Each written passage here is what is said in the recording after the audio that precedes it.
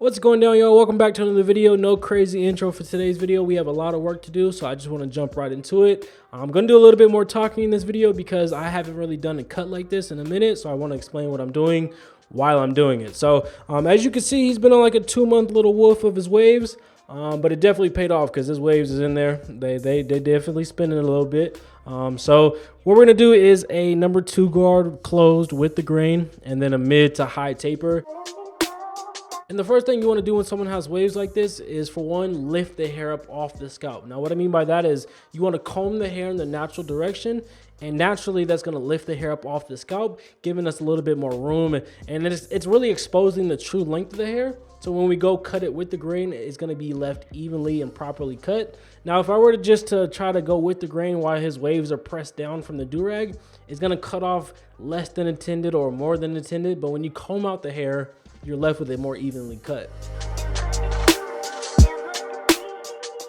And like I told you guys, we're going to be going in with a number 2 guard closed with the grain. And I cannot stress this enough. You have to go with the grain. In some instances, you can go against the grain when someone has waves, but we don't want to do that. In my personal opinion, you get left with a more even cut when you go with the grain. But not only that, you're laying down the hair at the same time you're cutting it. So it just lends for a cleaner result. And the main thing I can stress to you guys when you're going with the grain and chopping down someone's waves, comb the hair out in the direction of the wave pattern, and then every couple strokes just keep combing it. You know what I'm saying? That way you can follow up with the clipper and you already know which direction the hair is laying, and that's how you avoid cutting against the grain and eventually cutting too much hair off than intended. So just every couple comb strokes followed up with the clipper and you should be good.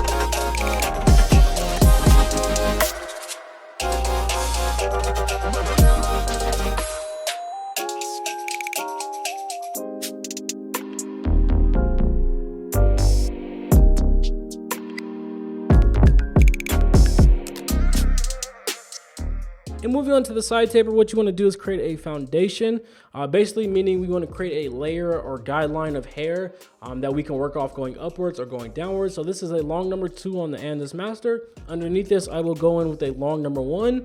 And then in between those 2 layers, between the long number 1 and the long number 2, I will go back in with the number 2 guard closed and blend out the top portion of the taper.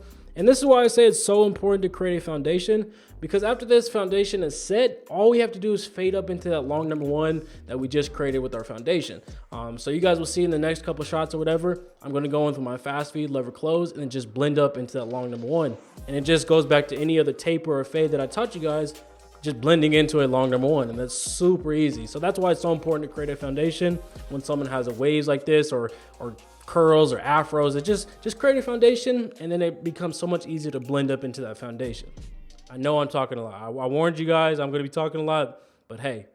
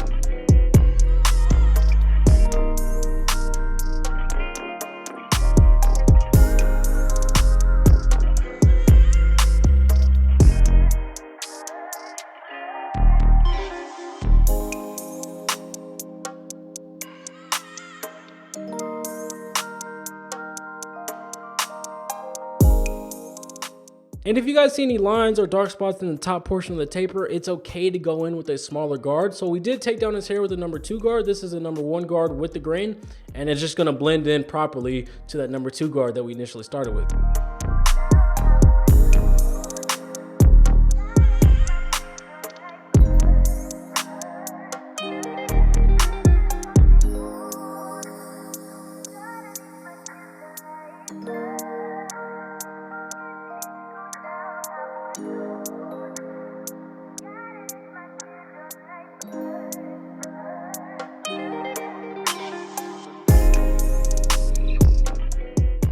And moving on to the back taper, it's the same exact steps as the side taper. Take my word for it, it's the same exact steps. But what I would suggest, and what's the most cautious part about doing a back taper, is you don't want to bring this up too high.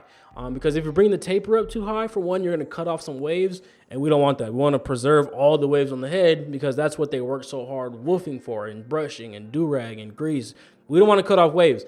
And another reason why you don't want to bring this taper up too high, because if you take it up too high, it's going to turn into a low fade. And we want to keep the tapered look in the back and in the sides.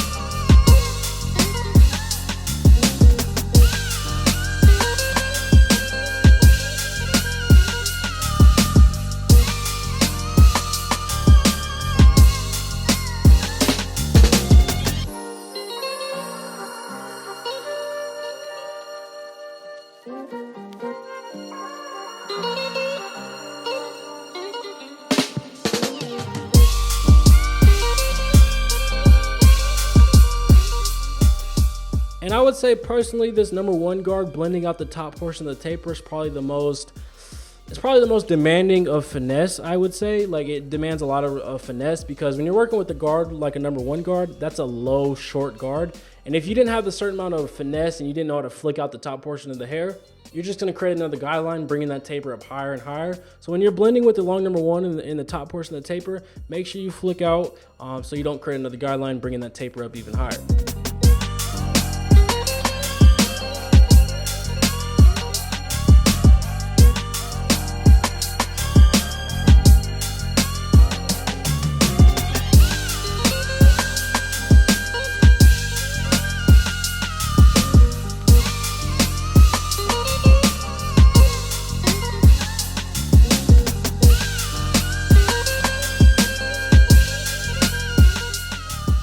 And moving on to probably one of my favorite parts of doing a haircut is the back lineup. It just brings the whole back taper together, and it smooths out a lot of flaws in the taper. Let's just say you had a lot of dark spots and lines in your taper. Once you line up the back taper, it kind of smooths over the fade. I don't know what happens with the hair, but it just makes the taper look so much better, and it's probably one of my favorite parts of the whole haircut.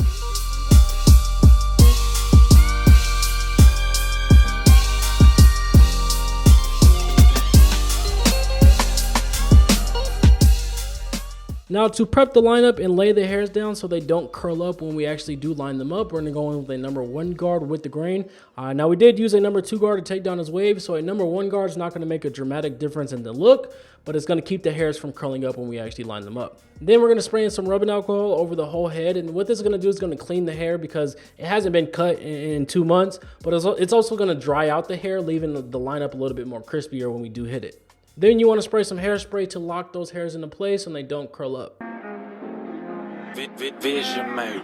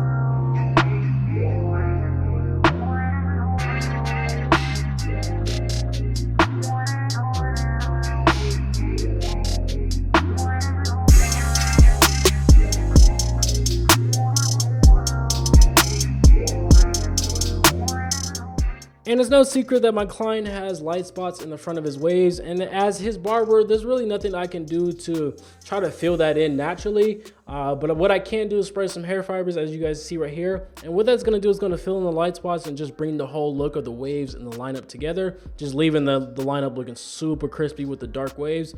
But when someone has waves of this length, I mean, it's natural to see light spots. If you guys remember Darren Williams, he always had the light spots. So I mean, there's really nothing I could do as a barber but just make it look as crispy as possible.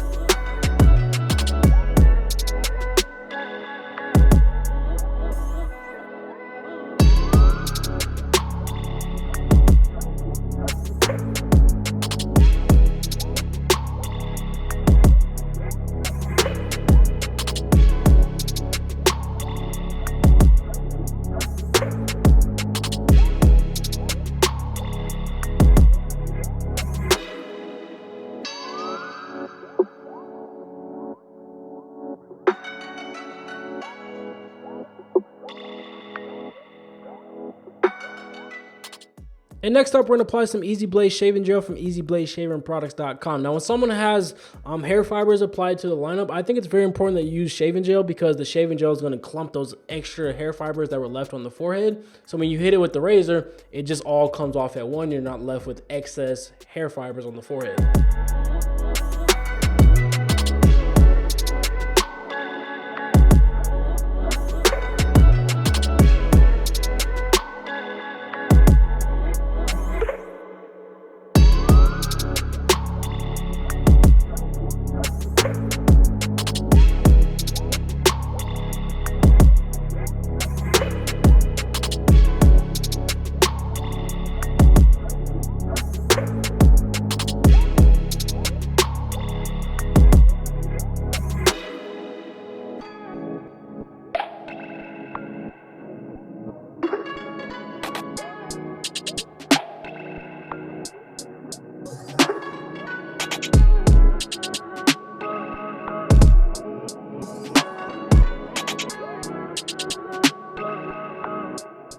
Then from there, we're gonna go with our shears to eliminate any flyaway hairs. And this is very important, especially for the Instagram pictures, you know what I'm saying?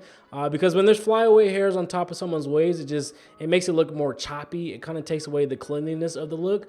So it's very important that you take care of all those flyaway hairs. And the last step of this whole haircut is to apply some Easy Blade hair gel. Yes, I personally prefer hair gel instead of pomade because with pomade, it's super thick, it's sticky, it's greasy. But with Easy Blade hair gel, it's lightweight, it's natural, it's water-based. So you get the same amount of hold as pomade and you get the same amount of shine, but it doesn't leave your hand sticky, greasy, it's not thick. But other than that, that's going to do it for this video. Hopefully you guys did enjoy. Leave a like if you did, subscribe if you're new. And once again, my bad for talking so much in this one. I had a lot of tips and instructions for you guys. But yeah, I will see you guys in the next one. Peace.